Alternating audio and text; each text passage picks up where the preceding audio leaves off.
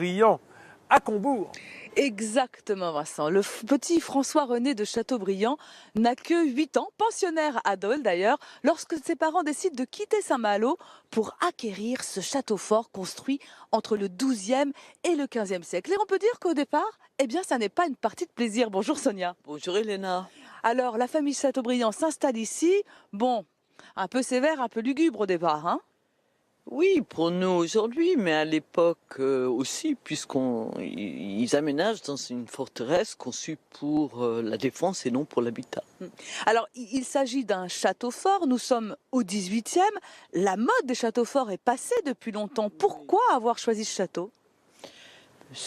René Auguste, le père du jeune Chateaubriand, veut restaurer le standing familial tel qu'elle était dans le passé, c'est-à-dire avec un terrain, un territoire et un château. Donc il va acheter Combourg à son propre oncle par alliance qui était le duc de Duras et il va faire revivre les droits féodaux.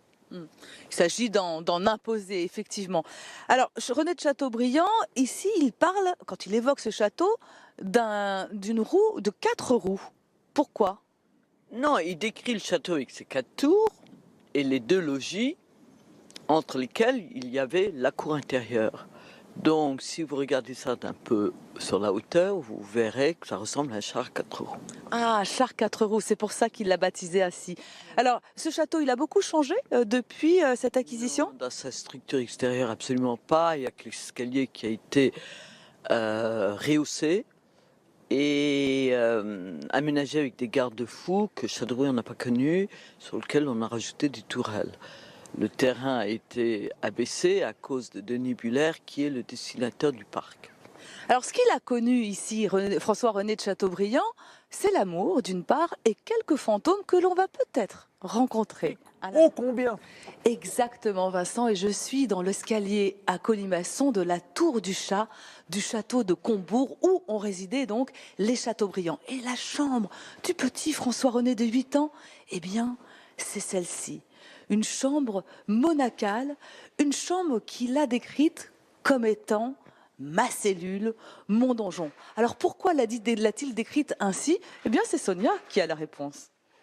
Ma cellule, parce qu'il est éloigné de tout le monde, et mon donjon, parce que c'est un donjon, même si elle est du XIVe siècle, c'est une construction du Moyen-Âge. Alors, Sonia, il faut que je vous dise, si aujourd'hui vous me proposez de dormir ici toute seule, j'aurais très très peur. C'était aussi le cas de François-René.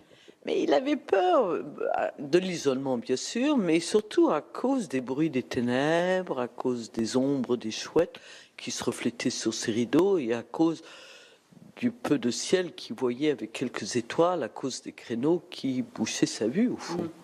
C'est ainsi qu'il décrit cette chambre dans le premier livre des Mémoires d'Outre-Tombe. Alors, cette tour, elle s'appelle la Tour du Chat. Il faut quand même qu'on explique pourquoi, parce qu'il y a ici un chat emmuré qui a été trouvé postérieurement au XIXe siècle et qui correspondait à une habitude qu'on avait au Moyen-Âge d'emmurer des chats pour conjurer le sort. Alors, ça, c'est l'histoire triste. Oui, mais Chateaubriand n'a pas connu ce chat. Oui. Sachez-le, ça a été découvert au moment de la Restauration en 1768. Alors, ce qu'il a découvert ici, ce sont donc ces fameux fantômes et ces chouettes, mais aussi beaucoup plus joyeux, il y a découvert l'amour et ça se passe dans la pièce qui est juste en dessous de sa chambre. Oui, l'éveil au sentier amoureux qui décrit très joliment et j'ai entrevu que d'aimer, d'être aimé d'une façon qui m'était inconnue était la félicité suprême. Alors on peut avoir très peur des fantômes pour ensuite découvrir l'amour. Je vous invite d'ailleurs à relire ces fameuses Mémoires d'Outre-Tombe où le petit François-René Chateaubriand décrit très bien ce qu'il a vécu ici dans ce château absolument incontournable à Combourg.